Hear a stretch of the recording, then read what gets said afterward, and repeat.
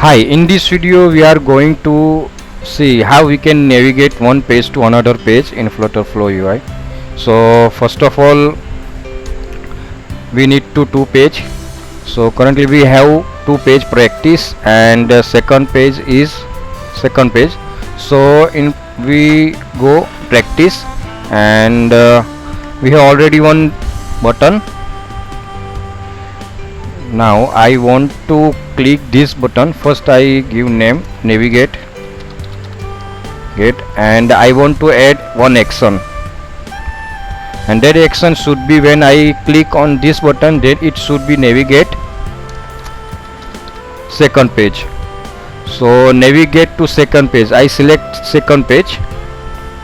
Now I close this action and I will going to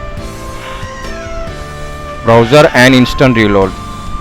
Before that, make sure project is saved successfully, and now wait for successfully running. Now this is already running.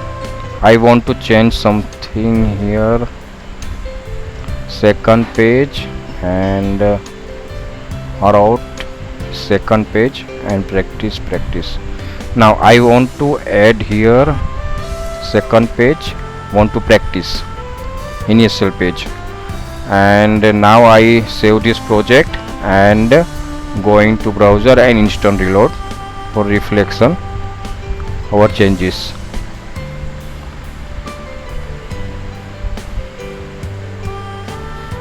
Now changes is not reflected. Again I reload this project.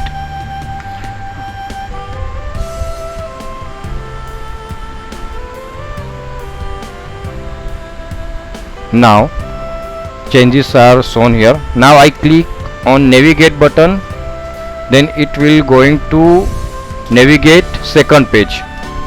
Though this is a second page context, this is a second page is text field. So this way we can navigate one page to another page in a FlutterFlow.